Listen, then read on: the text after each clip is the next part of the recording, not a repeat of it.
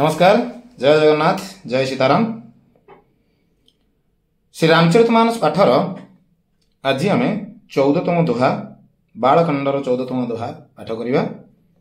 14तम दोहा हूँ क ख ग घ उ च छ 7टी भाव विभक्त कराई। आधे जो दोहा संख्या अच्छी 4 और 16टा संख्या अच्छी 3। तो आज चौपाही पाठ यही अध्याय करहब ना, खाली दोहा एत बड़ अच्छी बोली दोहा संख्या ही खाली पाठ करवा। तो प्रथम आरंभ करवा 14तम दोहा भाग क। ए सरल कवित कीरति विमल सोई आदर ही सुजान, सोई आदर ही सुजान सहज बयर बिसराई रिपु, जो सुनि करहि बखान सियावर रामचंद्र की जय जय। उसी कविता का जो सरल हो और जिसमें निर्मल चरित्र का वर्णन हो, चतुर पुरुष आदर करते हैं, जिसे सुनकर शत्रु भी स्वाभाविक बेर को भूलकर सराहना करते हैं। एठी संत तुलसीदास कौन कहउछंती कि सही कविता जो जहा कि सरल सरल थाए, जो थे कि निर्मल चरित्र गुण वर्णन करा होता है, चतुर पुरुष मान आदर सहित ताको सुनती। शत्रु मान मध्य स्वाभाविक शत्रुता को भूलिकिना सुंदर आचरण करिथांती। सो न होई बिनु विमलमती मोहिमती बल अति थोर, मोहिमती बल अति थोर करहु कृपा हरि जस कहूं, पुनि पुनि करहु निहोर सियावर रामचंद्र की जय जय। ऐसी कविता बिना निर्मल बुद्धि की होती नहीं, और मेरे बुद्धि का बल बहुत ही थोड़ा है। यही परी कविता निर्मल बुद्धि, जार निर्मल बुद्धि नथियो से करि परिबो ना, आ मोर बुद्धि बहुत छोट ही अटे, यह संत तुलसीदास कहउछन्ति। इसलिए बार बार निहोरा करता हूं कि हे कवियो, आप कृपा करें जिससे मैं हरि यश का वर्णन कर सकूं। सेथिपाई तो संत तुलसीदास बार बार कवि मान को निहुरा ही कहउछन्ति जे आपण माने कृपा कले मु एही हरि ये हरिंकर यश को वर्णना करिबी।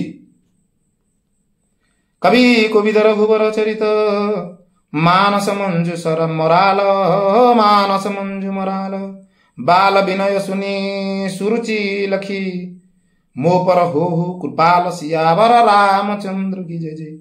कवि और पंडित गण, आप जो रामचरित्र रूपी मान सरोवर के सुंदर हंस है। एठी कौन कहउछन्ति कवि मानकु, कवि और पंडित मानकु संत तुलसीदास के कवि और पंडित गण माने आपण जो रामचरित्र रूपी मान सरोवर रे सुंदर हंस है कि अछंती, मुझ बालक की विनती सुनकर और सुंदर रुचि देखकर मुझ पर कृपा करे। मु जो बालक से निज निज बालक बोली कहउछन्ति संत तुलसीदास, मुझ बालक की विनती सुनकर मोर पर बालकर विनती सुनिकिना सुंदर रुचि देखिकिना मो उपरे कृपा करंतु। सोरठा बंद मुनिपद गंजु रामायण जेहि निरमयु, सखर सुकमल मंजु दोष रहित दूषण सहित सियावर रामचंद्र की जय जय। मैं उन अर्थात वाल्मीकि मुनि के चरण कमल की वंदना करता हूँ। मुझे ही वाल्मीकि मुनि चरण कमल को वंदना करुछि, जिन्होंने रामायण की रचना की है, जे कि रामायण रचना करिछन्ति। जो खर अर्थात राक्षस सहित होने पर भी खर अर्थात कठोर से विपरीत बड़ी कोमल और सुंदर है, जे कि खर अर्थात राक्षस नाम सहित रहीकिना भी, राक्षस सहित रहीकिना भी अर्थात से जंगल रोते रहीकिना भी खर आ गोटे खर कथा कौन कठोर र विपरीत से कोमल आ सुंदर अटंती। तथा जो दूषण अर्थात राक्षस सहित होने पर भी दूषण अर्थात दोष से रहित है। एठी आउ दुईटा दूषण कथा कहउछन्ति, जो गोटे दूषण होची राक्षस जे कि जंगल रोते दूषण, ता साथी रहीकिना भी दूषण, आउ गोटे दूषण होची दोष रहित, से दोष रहित भी थिले। मैं चारों वेद की वंदना करता हूं, मु चारोटी वेदर भी वंदना करुछि। जो संसार समुद्र के पार होने के लिए जहाज के समान है, जे कि यही संसार समुद्र पार होला बलिया जहाज रूप रे काम करुछन्ति। तथा जिन्हें श्री रघुनाथ जी का निर्मल यश वर्णन करते स्वप्न में भी खेद अथा थकावट नहीं होती। आउ जहां को श्री रघुनाथंकर निर्मल जस वर्णन करने स्वप्न रे भी तांको टिके खेद लागुना। क्या कथा कहउचंती जो चारि वेद कथा कहउचंती। मैं ब्रह्मा जी की चरण रज की वंदना करता हूं, ब्रह्मांकर चरण रज वंदना करुछि, जिन्होंने भवसागर बनाया है, जहां से एक और संत रूपी अमृत, चंद्रमा और कामधेनु निकले। मु ब्रह्मांक चरण वंदना करुछि आउ जोठी की से भवसागर तैयारी करछंती तरफरु संत रूपी अमृत, चंद्रमा और कामधेनु बाहरिछंती, तो आउ गोटे तरफरु दूसरी ओर दुष्ट मनुष्य रूपी विष और मदिरा उत्पन्न हुए। आउ गोटे तरफरु दुष्ट मनुष्य रूपी विष और मदिरा उत्पन्न हेछि।